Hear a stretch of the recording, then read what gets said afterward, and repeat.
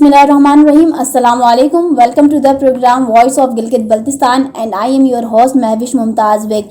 Today we have very special guest in our program and a very interesting topic, because today we will talk about the culture of Iran, and also we will discuss the history of Iran, tourism in Iran, etc, etc.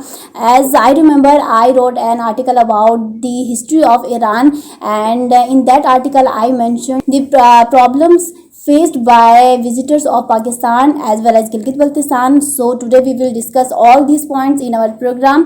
So first of all, I would like to introduce new cultural counselor of Embassy of the Islamic Republic of Iran, Mr. Ihsan Ghazai is with us. Assalamu alaikum and welcome to the program. Alaikum assalam. Second guest is translator Sayyid Ramzan Mosvi. Assalamu alaikum and welcome to the program. नाज़रीन, यहाँ पर सबसे पहले ihsan ghazai साहब के बारे में बहुत ही शॉर्ट सा तारुफ आप लोगों के सामने रखेंगे. इन्होंने करंटली यहाँ पर कल्चरल काउंसलर का चार्ज संभाला है, और इनकी अब तक की जो जर्नी रही है, जो स्ट्रगल रही है, और आज इस प्लेटफॉर्म पर यहाँ हमारे साथ मौजूद हैं. इनकी शॉर्ट सी हिस्ट्री आप लोगों के सामने रखते हैं, जो कि हमें बताएंगे रमज़ान मौसवी साहब. जी. My name is mister ihsan ghazai. Was the director of the cultural administrative in the Islamic Culture Relations Organization, Ministry of Culture and Islamic Guidance, ex-cultural counselor of Iran in Georgia, Gurjistan. I have done my masters in history, different researches, and author of books and articles about the cultural affairs.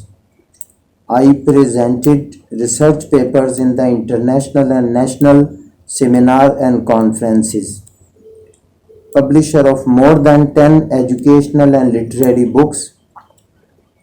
I visited more than 30 countries of the world.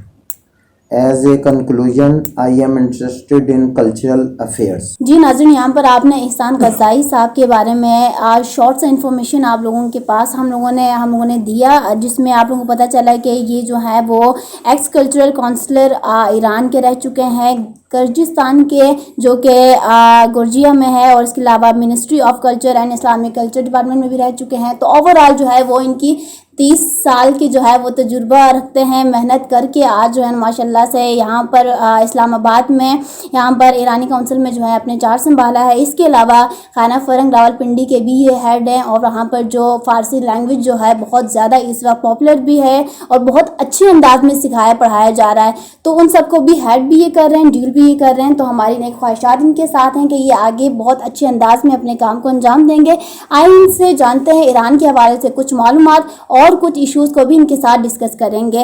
Okay, being a new cultural counsellor, आपने Iran के सकाफ़त को, Iran के tourism को, या Iran की तारीख़ को जो है मज़ीद प्रमोट करने के लिए क्या इक़दाम किए हैं, ये करेंगे अब ये?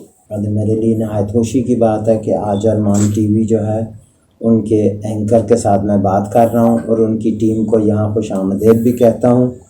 एज ए कल्चरल काउंसलर ये वेल है, और आपकी सक्सेस के लिए और आपकी पूरी मीडिया टीम के लिए दुआ गो भी.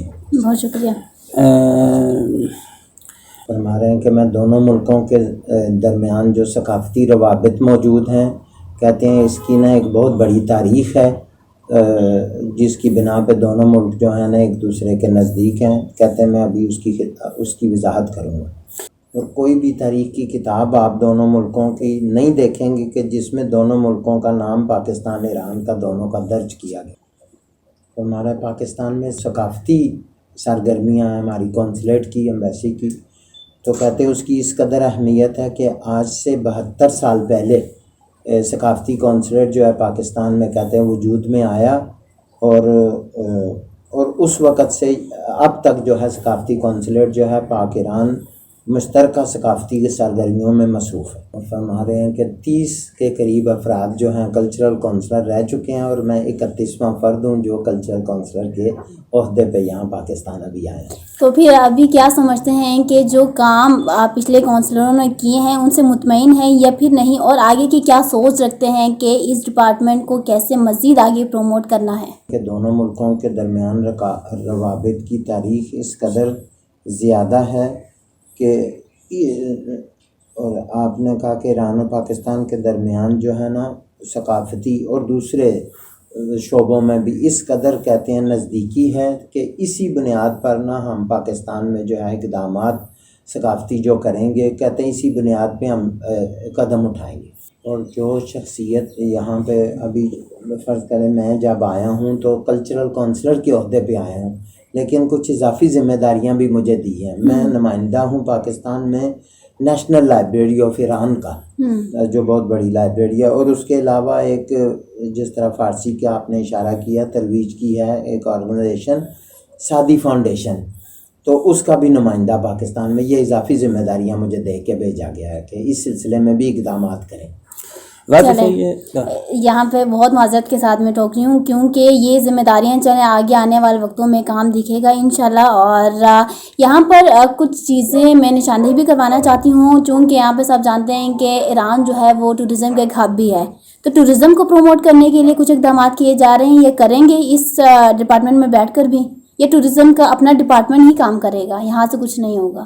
اور فرما رہے ہیں کہ ایک کلچرل کونسلر کے عہدے پہ کہتے ہیں جو ہماری ذمہ داری ہے نا وہ ایک ایسے پل کی مانند ہے جو دونوں ملکوں کو آپس میں ملاتا ہے۔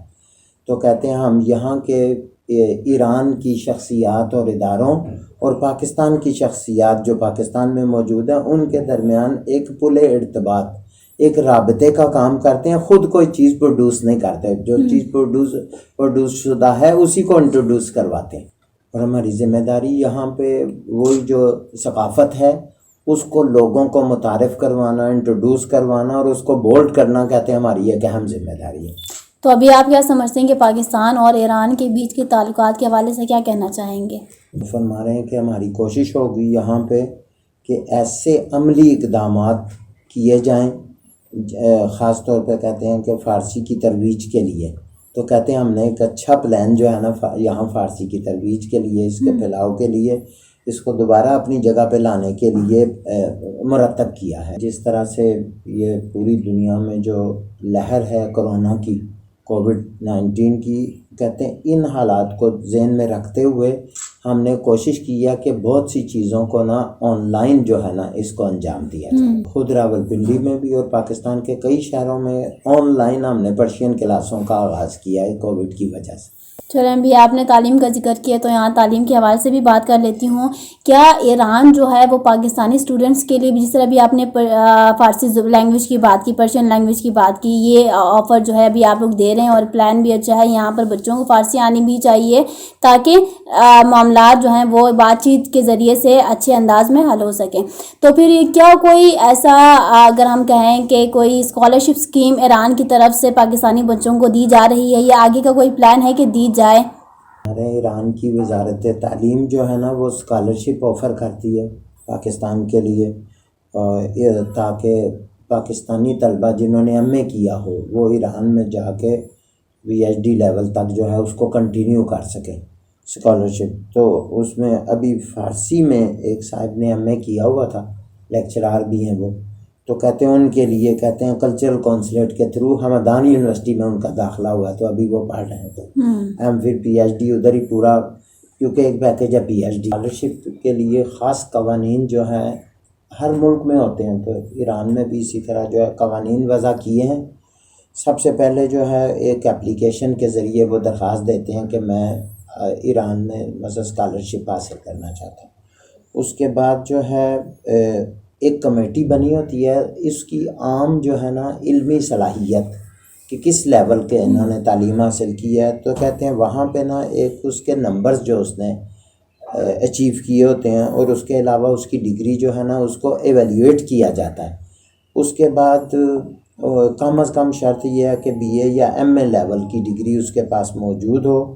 کہتے ہیں اس کے بعد جو ہے وہ کمیٹی جائزہ لینے کے بعد جتنی بھی اپلیکیشن آئی ہو ان میں سے جن کے ہائی لیول کے نمبر ہوں ان کو سلیکٹ کرتے ہیں، انتخاب کرتے ہیں۔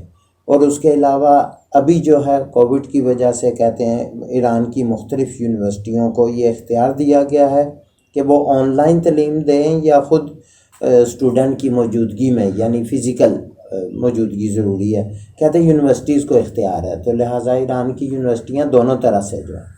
اس کا مطلب ایران کی طرف سے بھرپور جو ہے تعاون کیا جا رہا ہے پاکستان کے ساتھ. میں صرف یہ جاننا چاہتی ہوں ابھی کہ ایرانی ثقافت کیا پاکستانی ثقافت سے میل جول رکھتا ہے یا پھر بالکل ہی چینج ہے؟ کیا کہنا چاہیں گے، کیسا ہے ثقافت وہاں کا؟ جب سے میں بڑا اچھا سوال آپ نے کیا ہے کہ دونوں ملکوں کی ثقافت کے درمیان جو ہے نا، کہتے ہیں جب سے میں یہاں پہ آیا ہوں اور اس سے آنے سے پہلے بھی جو پاکستان کے بارے میں میرے مطالعہ میں نے بہت کیا، پاکستان کے بارے میں کیسا ملک ہے، کہاں جا رہا، تو کہتے ہیں کہ مجھے بہت کم کوئی اس میں نا فرق نظر آیا، بہت کم نہ ہونے کے برابر. تو یعنی میں کہہ سکتا ہوں کہ دونوں ملکوں کی ثقافت ایک دوسرے کی شبیہ ہے، ملتی جلتی ہے. تو ایران، اس کے علاوہ آپ کو تاریخ آپ نے پڑھی ہوگی، اشارہ بھی کیا تاریخ کے حوالے سے کہ ایران پہلا ملک تھا جس نے پاکستان کو، جب سے پاکستان بنا آزادی کے بعد، پہلا ملک تھا جس نے تسلیم کیا. اسی طرح ایران میں اسلامک ریپبلک جب بنی تو پاکستان بھی پہلا ملک تھا جس نے اس کو تسلیم کیا. اس کے علاوہ دینی سطح پہ، سیاسی سطح پہ، مختلف سطح پہ جو ہمارے مواقف ہیں تقریباً دونوں ملکوں کے ایک جیسے ہیں. تو لہٰذا ہم کہہ سکتے ہیں کہ دونوں ملک اس قدر نزدیک ہیں. لیکن مجھے نہیں ابھی اس کا اندازہ کہ یہاں ایک فقط چیز نظر آئی، مرچ کے علاوہ باقی چیزیں بالکل ٹھیک ہے. اچھا، صحیح. تو پھر اس ثقافت کے جو ہے معاملات کو اور مزید بڑھانے کے لیے میں لاسٹ میں پھر کوئی میسج جانا چاہوں گی کہ کوئی میسج دیتے ہیں ہمارے ویورز کو، لاسٹ میں کیا کہنا چاہیں گے ایران کی ثقافت کے حوالے سے، پاکستان ایران ریلیشن شپ کے حوالے سے؟ میں دو حصوں میں اس کو بیان کریں. ایک تو فارسی کے بارے میں کہتے ہیں، فارسی کی ترویج اور اس کو وسیع کرنے کے لیے جو کہتے ہیں ایک بڑا پلان ہم نے بنایا. اس میں یہ ہے کہ ٹیچرز جتنے فارسی ادھر تدریس کی ذمہ داریاں جن کی ہیں، تو کہتے ہیں ان کی نا ایک ہم راؤنڈ ٹیبل رکھیں گے تاکہ وہاں ان کی مشکلات کو پوچھیں گے، پھر اس کا راہ حل کیا ہے کہ تاکہ عملی اقدامات انجام دیے جا سکیں. اس کے علاوہ کہتے ہیں ان کے لیے درسی کتب کا بندوبست کریں گے جو وہ پڑھیں گے. اس کے علاوہ مختلف ورکشاپز وغیرہ، ٹیچنگ ورکشاپ رکھی جائیں گی. اس کے علاوہ ایک سوال آخر میں جو کرنا ہے تو صاحب نے خود ہی اس کی طرف اشارہ کیا، کہتے ہیں ان کو ایران بھی بھیجیں گے کہ خود جا کے دیکھ کے آئیں کہ فارسی کا کورس. اس کے علاوہ میں شعر کی محافل کہتے ہیں شام میں، اسی طرح. اور کہتے ہیں انشاءاللہ جلدی خانہ فرنگ ادھر پنڈی میں نا ایک ہے انجمن افتخار، یہ جو فارسی اسٹوڈنٹ کی آرگنائزیشن ہے. کہتے ہیں ان کے تعاون سے ہم شب یلدا یعنی سال کی سب سے لمبی رات جو ہوتی ہے نا، اس سلسلے میں ایران میں بڑا ایک نوروز کی طرح نا دسترخوان کی تقریبا، کہتے ہیں وہ بھی انشاءاللہ وہاں پہ منعقد ہم کریں گے. اس کے علاوہ جو آپ نے فرمایا کہ نیشنل لائبریری آف ایران جو ہے ایک بہت اچھی آرگنائزیشن ہے اور اس کی بہت صلاحیت ہے. بہت سے کلمی نسخے بلتستان میں بھی ہوں گے، مختلف جگہوں پہ پھیلے ہوئے ہیں، لیکن اس کی حفاظت، مرمت اور کہتے ہیں ان کا صحیح بندوبست نہیں ہے. تو اس کے سلسلے میں ہم کہتے ہیں کہ ان کے تعاون سے یہاں پہ نا ورکشاپ رکھیں گے اور اسپیشلسٹ کو لے کے آئیں گے تاکہ ان کی مرمت، تاکہ یہ ضائع نہ ہو جائیں، کیونکہ بہت سے دیمک سے ان کو کہتے ہیں کہ.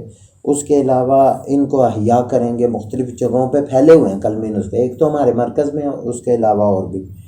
اس کے علاوہ آپ نے روابط کے سلسلے میں اشارہ کیا کہ دونوں ملکوں کے درمیان اسٹوڈنٹ اور ٹیچر ایکسچینج جو ہے نا، کہتے ہیں اس کو ہم اور وسیع کریں گے.